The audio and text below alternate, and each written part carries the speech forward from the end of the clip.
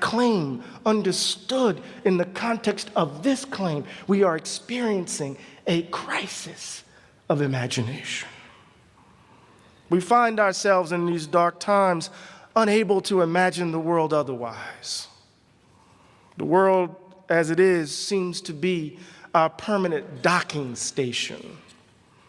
Not only blocks our ability to see what's possible, it impairs our ability to empathize with those who are not us, inverted commas.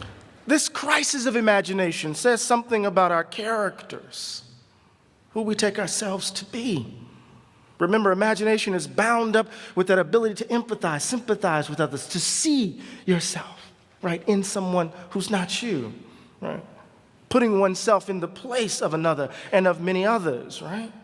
But we live in a time where the superordinate value seems to be putting oneself over and against another. So all we need to think about is our presidential election. Folks throwing punches at each other, claiming that folks are bigots, that folks are ugly at the core, that they're going to take America back, make America great again, and doing so in the name of a kind of ugliness that I find deplorable. Oh, there's that word. But I want to take this back. I want to take it out of the easy target, at least for someone like myself, of Donald Trump. I want to think about this in the broader context of the United States. We live in a society where we can tell ourselves that we've turned an economic corner, that we have come out of the Great Recession. And when you look at black and brown communities in this country, when you turn your attention to those who are not, quote unquote, one of you, what do we see? We don't see a community that's come out of, depression or come out of economic recession. We see a community struggling to make ends meet. In my mind, democracies require particular kinds of dispositions to work.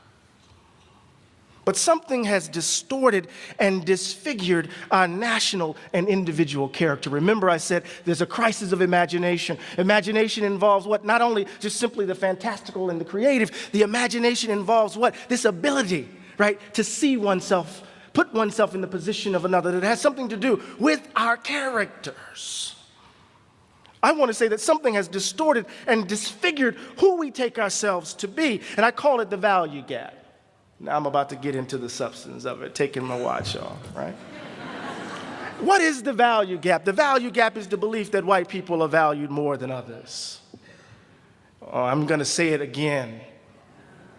The value gap is the belief that white people are valued more than others. And this belief isn't the possession of loud racists, people running around with white sheets over their heads or swastikas tattooed on parts of their body. Rather, this belief animates our social practices, our political arrangements, and our economic realities. This belief that white people matter more than others distorts our characters and deform our democracy.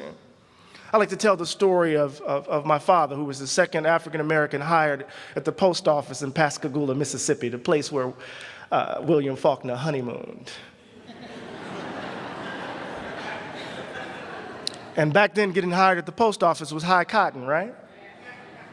And so he knew he had precocious kids, so he decided to move us from the east side of Moss Point to the west side, on a hill, Briarwood Circle. And as we were moving into that house, I'm playing with my Tonka truck. You remember those old Tonka trucks? I'm playing with my Tonka dump truck, and I'm making my dump truck noises, and all of a sudden I hear an adult say, "Stop playing with that nigga." And it's the first time I had been called that word in that context. So I grabbed my truck and I took it inside and I took it to my father who doesn't suffer white people easily. Ran outside and he did whatever he did.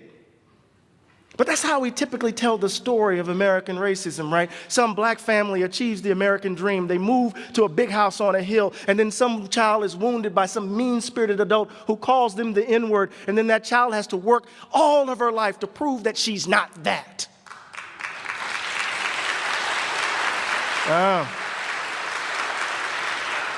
But that's too easy. It's too melodramatic. It's too all my children like. My mother's favorite soap opera. Because I already knew at the age of 8 and 9 years old that we were moving from the black side of town to the white side of town. I already knew because Rose Drive, where we used to live, because the pipes are bad, every time it rained, it flooded. I already knew because the sidewalks weren't paved like they were on the west side. The baseball diamond wasn't cut as regularly as it was on the other side. The houses were smaller. The schools weren't as financed. The town, that side of town was subject to layoffs by Ingalls, the shipyard, paper mill. I already knew in the very built environment that something said that those folk over there were less valued than those folk over here.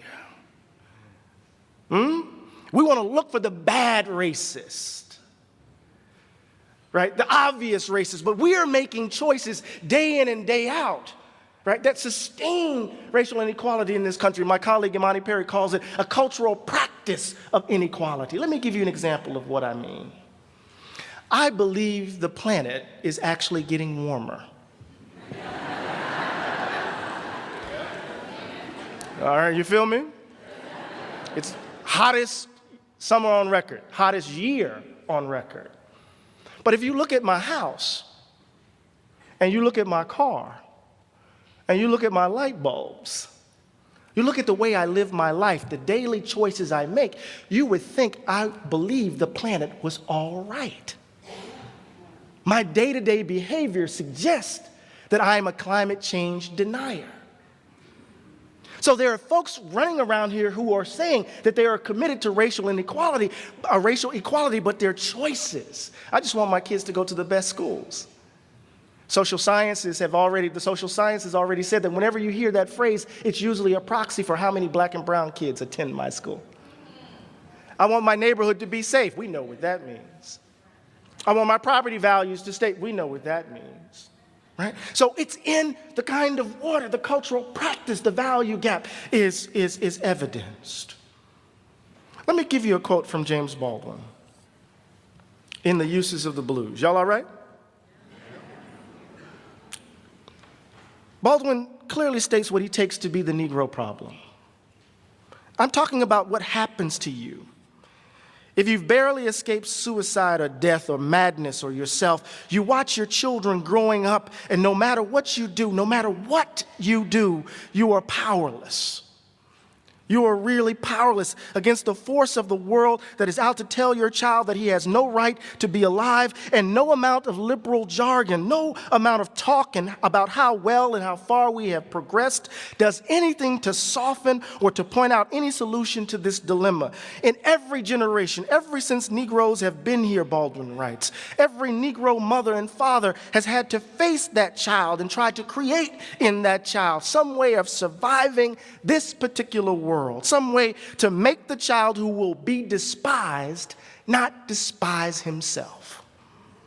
I don't know what the Negro problem means to white people, Baldwin writes, but this is what it means to the Negro. What does it mean to try to construct an idea of the self in a country that is organized in every single way on the grounds of the value gap? Not because people are mean-spirited, but it's because it's in the very DNA of the country.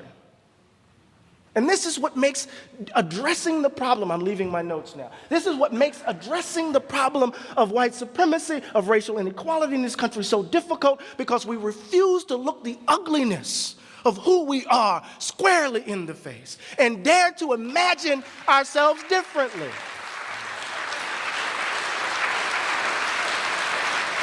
This is hard work. This is hard. The value gap isn't sustained by loud racists. The value gap is sustained by all of us. All of us. You don't need white people for white supremacy to work. When I'm in New Jersey and I'm driving down Stuyvesant Avenue in Trenton, I hold a set of generalizations about the people who occupy that particular neighborhood. It's known as Little Iraq. I keep my head on a swivel. Right? There's a kind of particular fear that gets generalized, that is generalized to an entire population, that informs a set of assumptions about how I interact with them. And those generalizations have policy implications. We are socialized and habituated into believing, right, certain things about certain folks. Right? I write about this in the text. Nancy DeTomaso at Rutgers, a social scientist, she did a series of interviews of white working class folk in Ohio and in Tennessee and in Jersey, I believe. And she said she was interviewing these workers, and one worker said, I'm sorry, black people are just lazy. They just want a handout. You've heard this before. It's been informing public discourse since I can remember remembering. And they don't want to work hard for anything. And it turned out that his father was close friends with the union boss who hooked him up with a job. Another interviewer, right? I'm sorry to say, they're just lazy. They don't want to work. It turns out that not only his friend gave him the test that he needed to take for his job, gave him the answers to the test. And what Nancy's trying to suggest in this moment is, right, not that there is some, right, overt racism that's happening. People are just hooking up their friends and families, right? That it's what she calls opportunity hoarding, that racial inequality actually is perpetuated through social networks, right? And because we're so deeply a segregated society, our social networks are typically, 75% of our social networks are 100% homogeneous. So opportunities pass through certain networks that do not pass through others. Right? I'm just helping out my child. I'm not being racist. Right? I'm just helping out my neighbor. I'm not being racist. I said something jokingly to a friend the other night. I said, if we want to solve black-on-black crime in the United States, we just need to integrate neighborhoods. And they didn't quite get it. I said, some of you didn't get it either, right? Most crime takes place, right, because of proximity. White-on-white crime, 83% of crime that happens in white communities happens between white and unwhite people. 91% happens because our neighborhoods are segregated. If we all move together, then we'll just be criminal with each other. I don't know.